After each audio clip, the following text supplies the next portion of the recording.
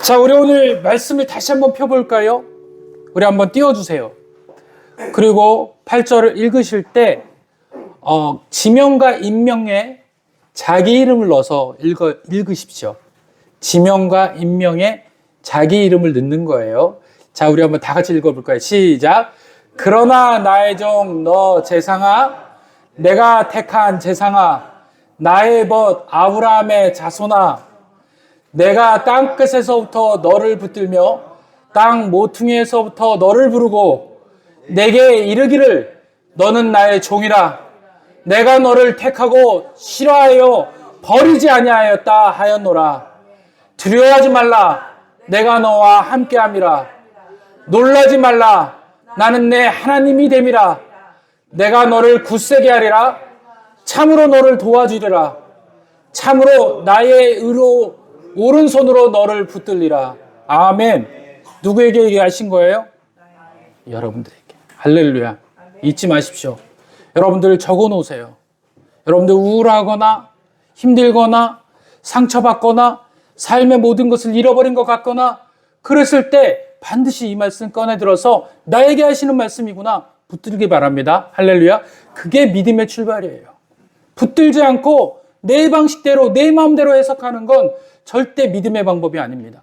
분명히 하나님은 우리들에게 이렇게 말씀하셨어요. 그런데 왜 우리 인생 가운데서는 붙들지도 않고 붙잡지도 않는 인생이 되어버렸습니까? 그것은요, 인생의 내 방법대로 사는 것이 너무 많았기 때문에 그렇습니다. 하나님 앞에 의뢰하지도 않고 내 방법과 내 생각으로 그냥 막 살았기 때문에 그렇습니다.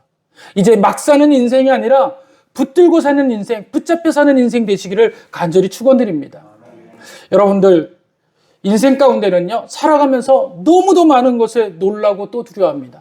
사실 오늘 제목은요, 두려워 말고라는 말을 뺐어요. 원래는요, 놀라지 말라라는 제목이에요.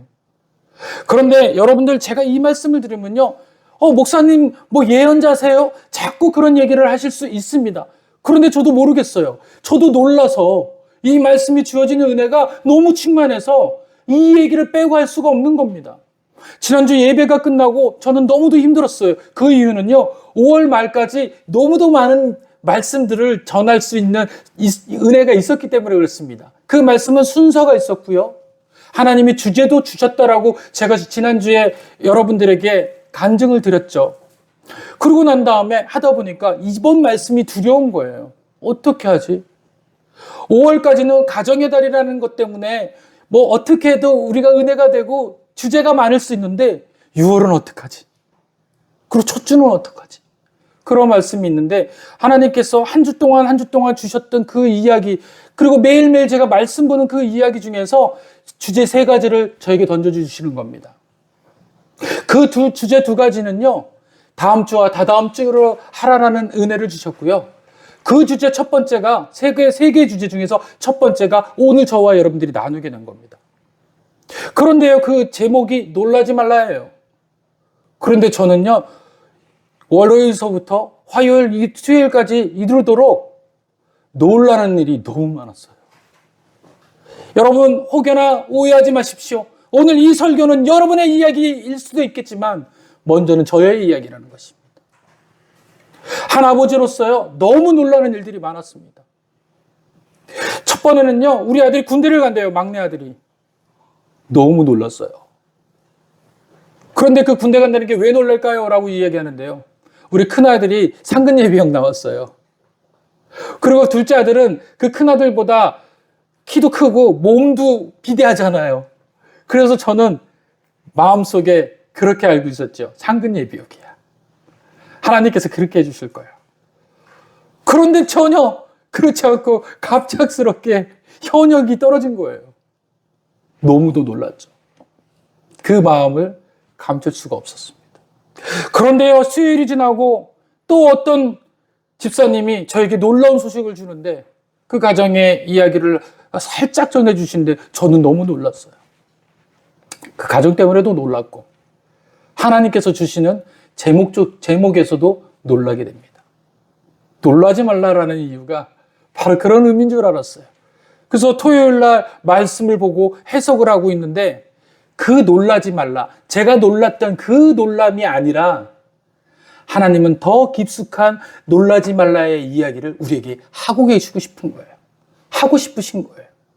그래서 오늘 저와 여러분들에게 하나님께서 하시려는 그 말씀이 무엇인지 해석하여서 여러분들에게 알려드립니다.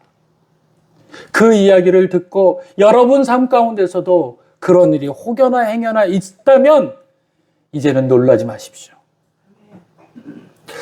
갑작스럽게 건강에 적신호가 찾아올 때, 우리는 예상치 못한 경제적 어려움이 오게 될 때 늘 가슴 졸이게 되고 놀라게 되고 두렵게 되게 됩니다.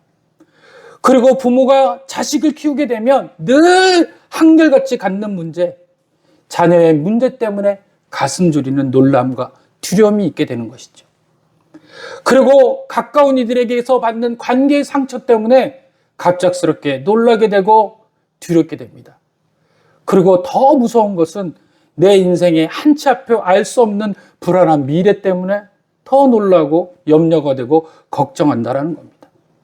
사람들은 흔히 믿음이 좋으면 두려움도 없고 놀라지도 않고 걱정도 염려도 사라질 거라고 이야기하고 생각할 수 있습니다. 그러나 성경은 절대 그렇게 말하지 않습니다. 성경 속 위대한 믿음의 사람들도 모두 다 놀랐고 두려워했다라는 것입니다. 모세는 홍해 앞에 놀랐습니다. 하나님의 방법과 뜻이 뭔지 알지 못했습니다. 그래서 거기서 잠시 머뭇거렸죠.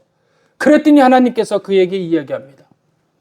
놀라지 말고 네가 할 일을 하라. 지팡이를 들으라는 얘기였습니다. 그 역시 그 자리에서 두려워했던 게 사실이었습니다.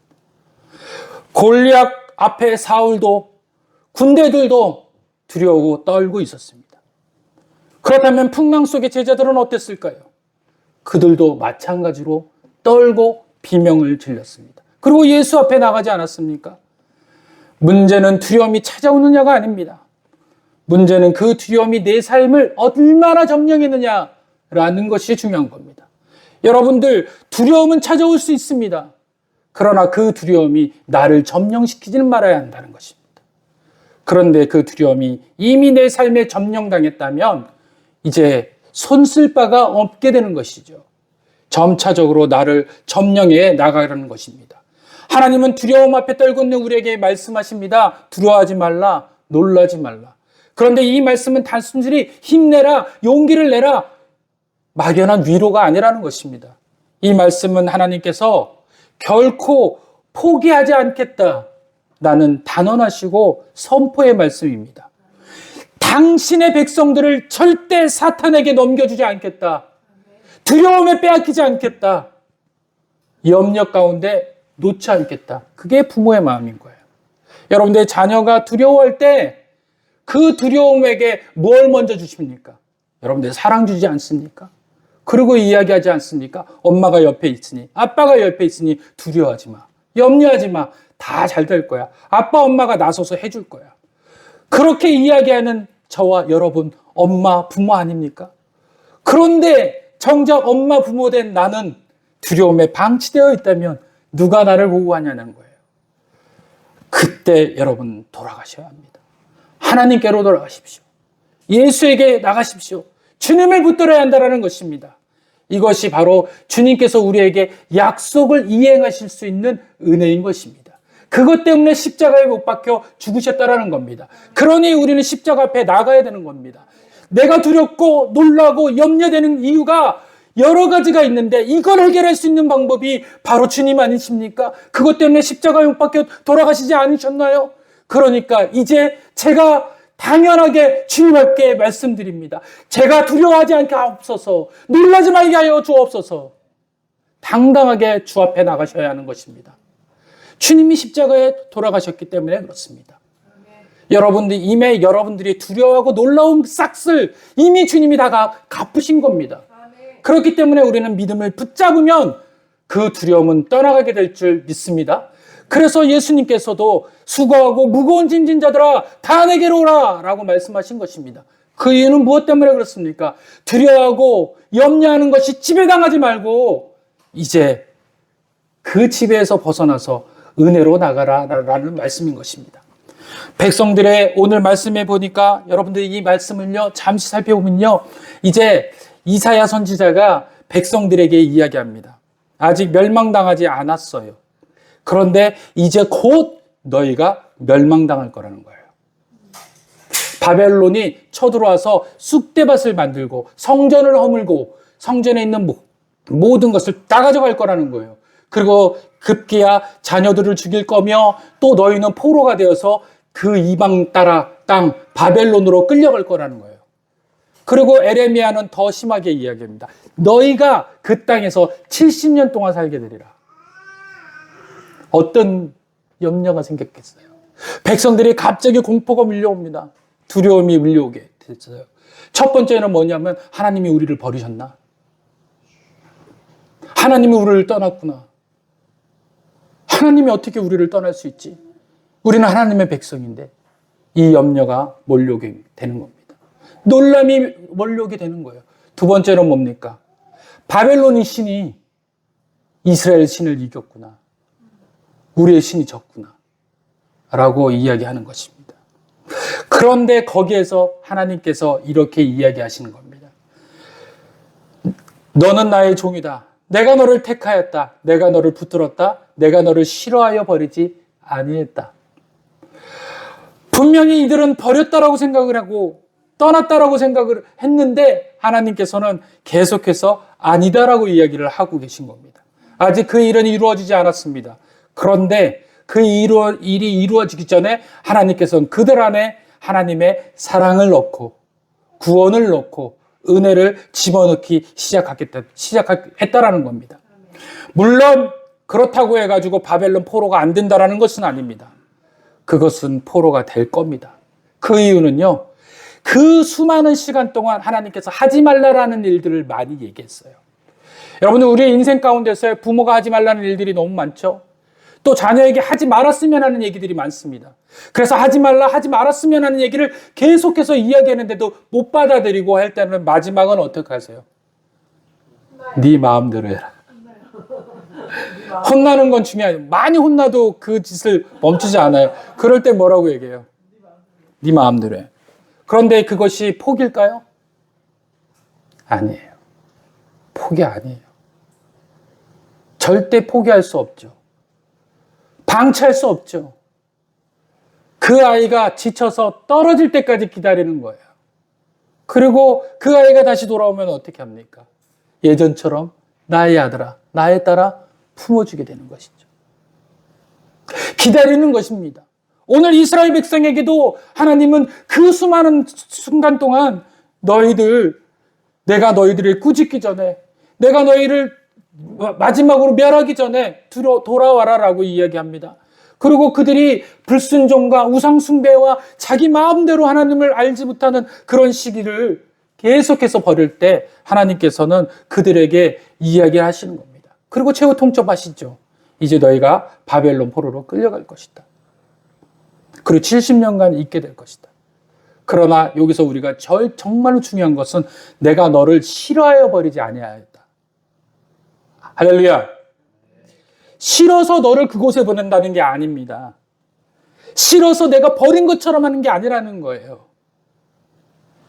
네가 돌아오기를 기대한다라는 거예요. 회복하기를 간절히 원한다는 겁니다.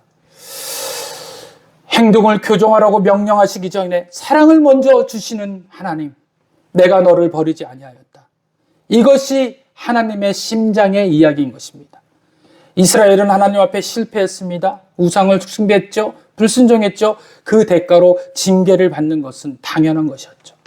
내 잘못으로 고난을 자초했다라는 것은 맞습니다. 하나님께 감히 도와달라고 기도의 손을 들 염치조차 없는 상태가 바로 이사야 시대의 상태였습니다.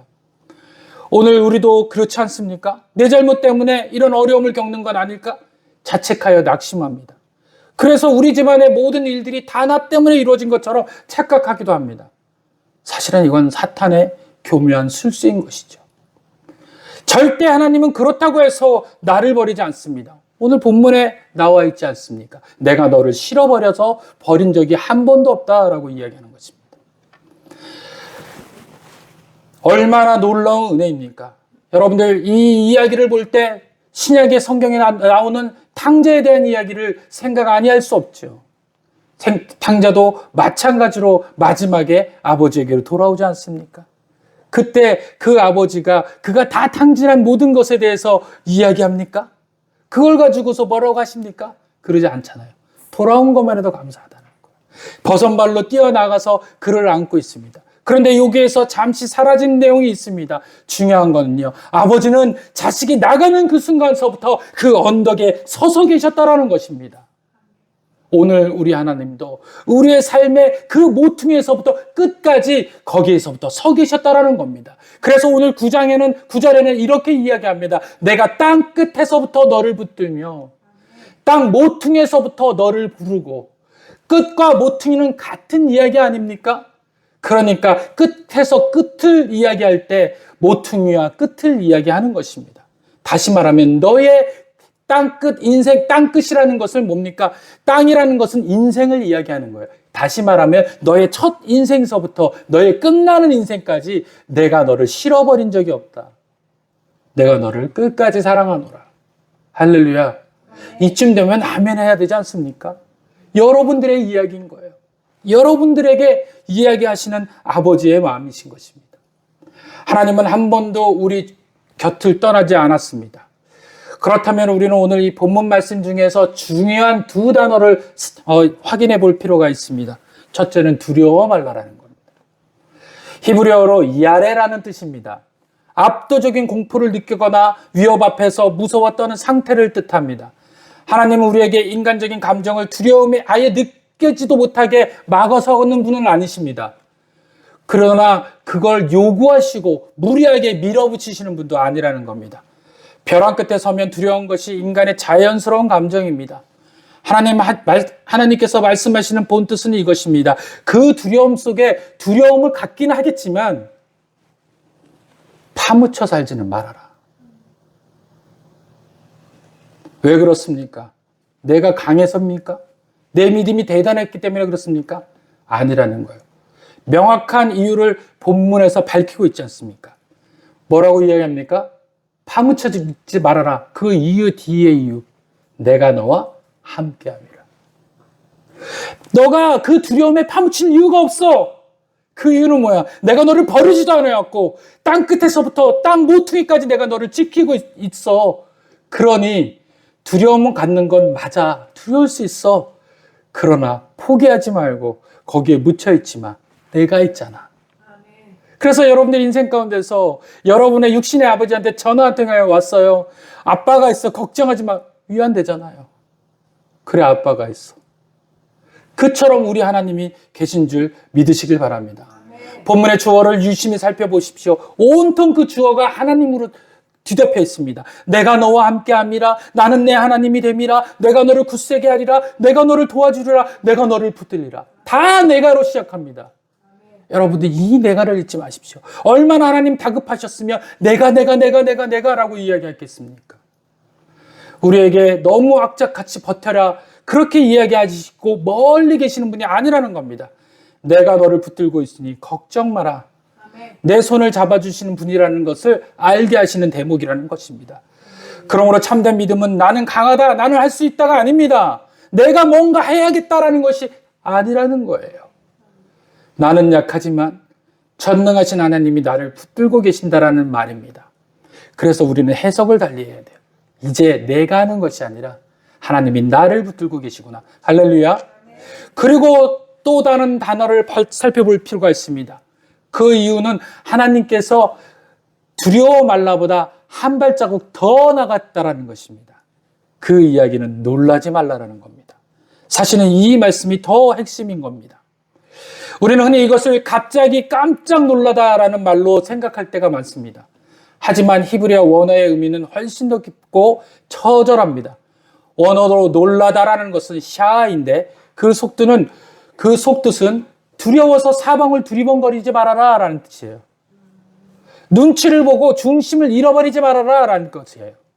시선을 딴 곳에 둬서 정작 돼야 될 때 시선을 빼앗기지 말라라는 겁니다. 성경은 더 정확히 이야기합니다. Be not dismayed라고 얘기해요. Be not dismayed.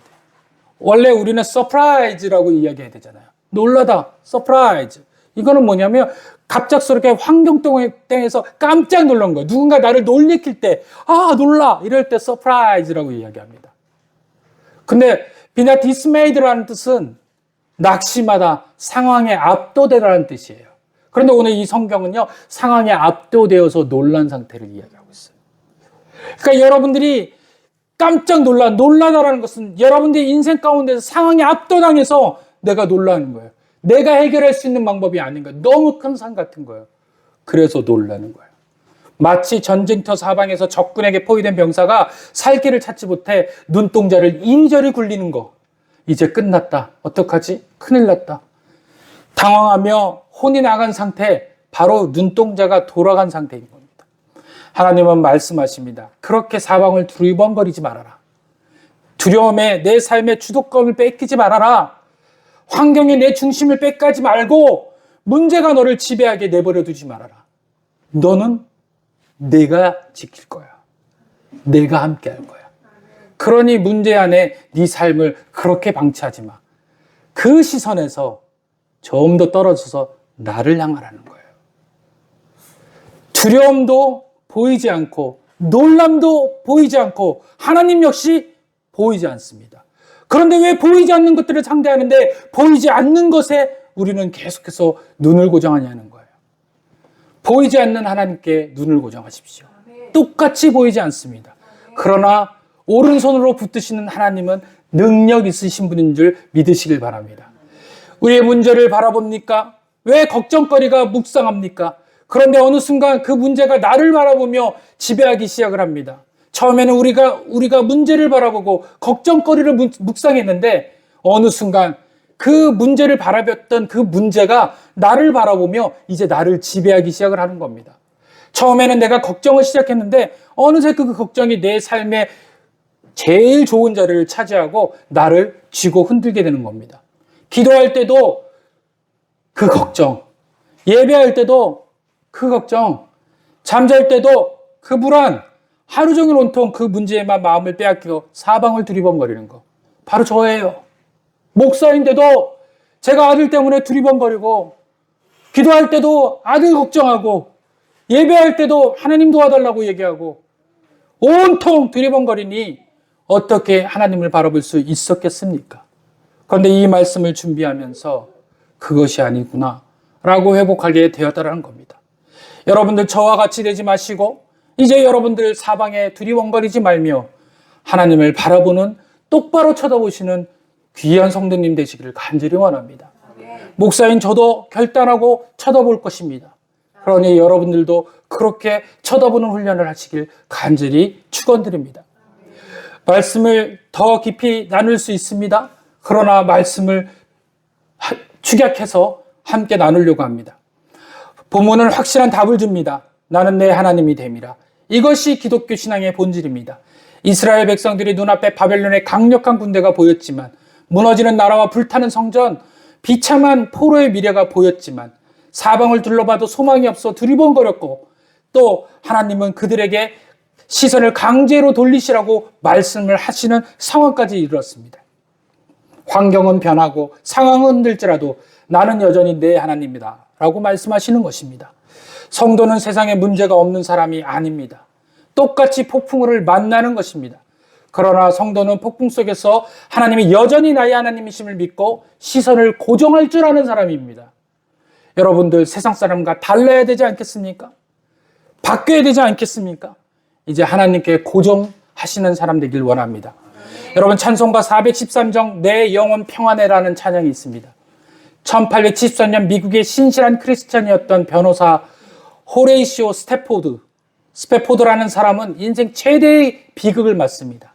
시카고 대화제로 큰 재산을 완전히 탕진하고 난 다음에 지친 가족들과 그 식솔들을 위로하기 위해서 아내와 네 딸을 먼저 유럽 여행 여객선에 태워보냈습니다. 자신은 남은 업무를 처리하고 뒤따라갈 것 예정이었습니다. 그런데 대서양 한가운데서 아내와 네 딸이 타고 갔던 그 배가 다른 배와 충돌하여서 침몰하고 대참사가 일어났습니다. 며칠 후 겨우 구조된 아내로부터 짧은 전보 한 통이 날라왔습니다. 나만 홀로 남았습니다. 4명의 사랑하는 딸들이 모두 차가운 대서양 바닷속에서 목숨을 잃은 것입니다. 스패포드는 찢어지는 가슴을 안고 아내를 만나기 위해 대서양 가는 배를 타게 됐습니다.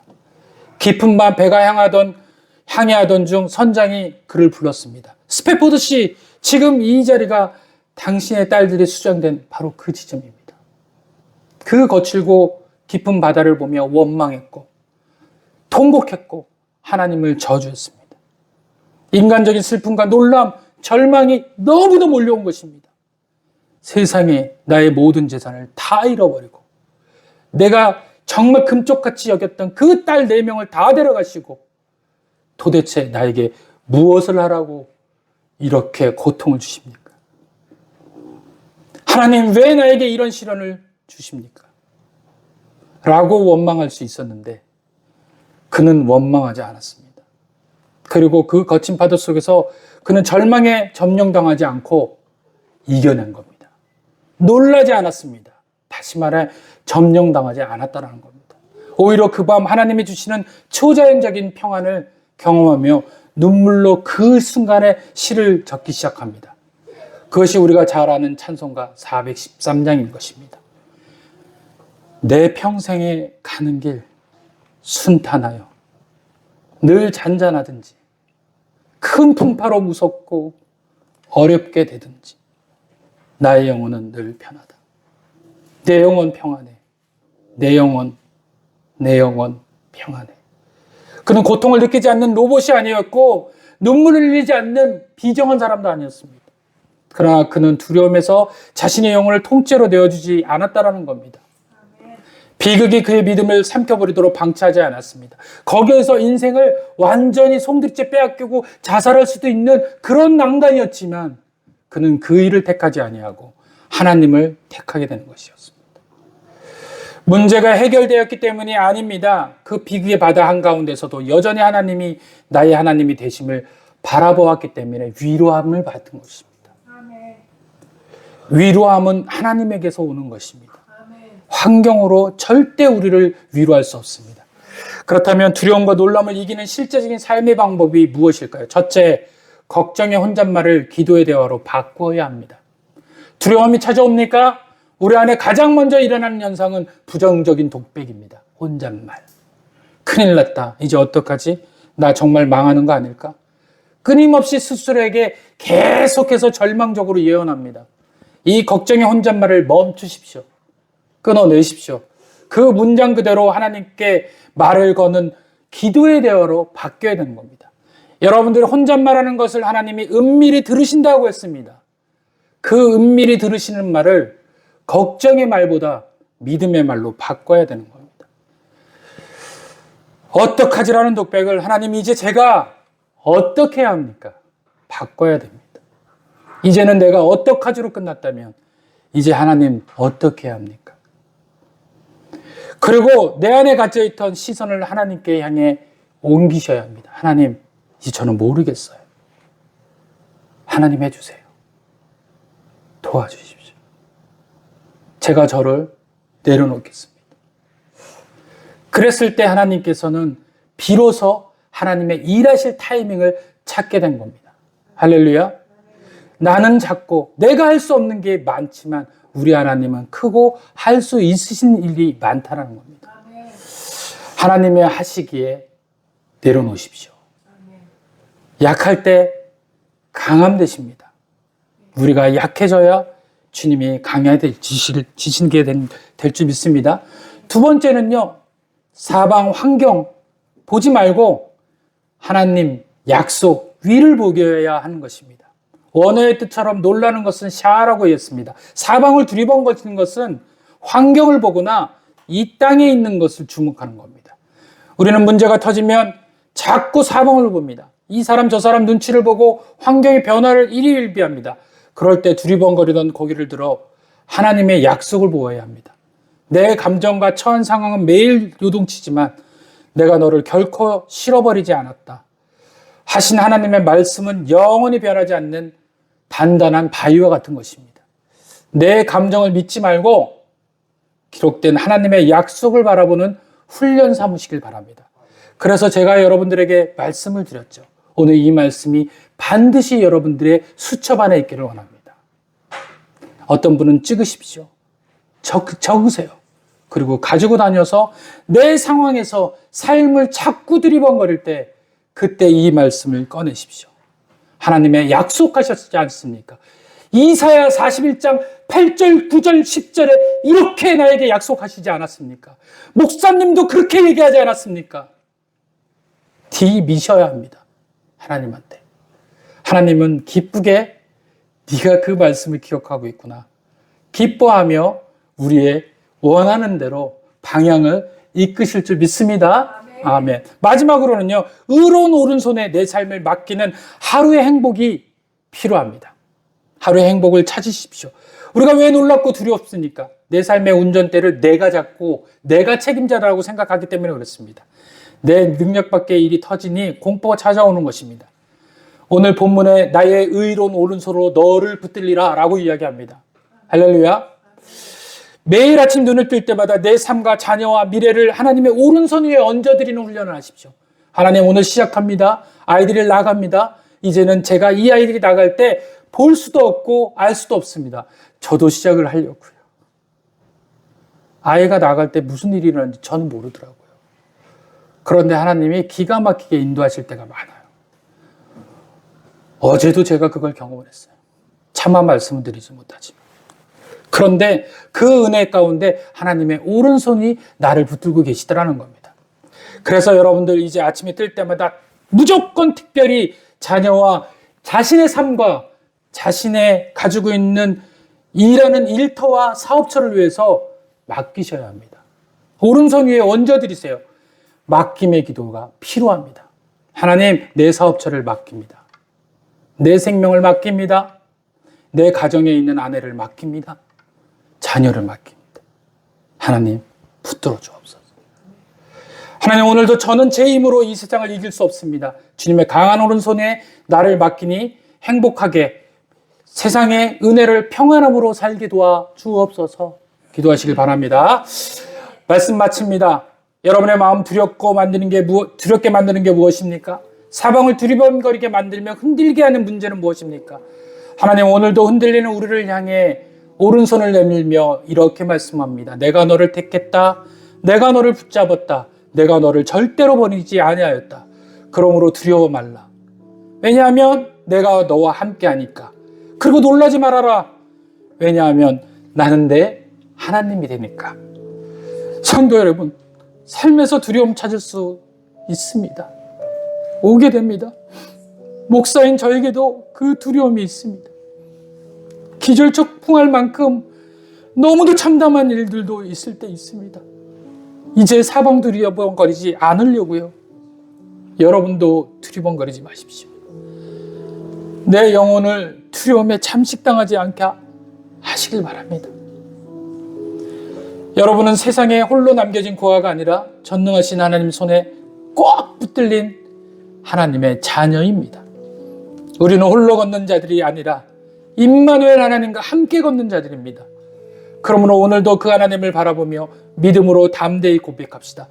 다 같이 고백합시다. 큰 풍파로 무섭고 어렵든지 나의 영혼은 늘 편하다. 왜냐하면요, 하나님께서 나를 결코 포기하지 않으시기 때문입니다. 아멘. 기도하겠습니다.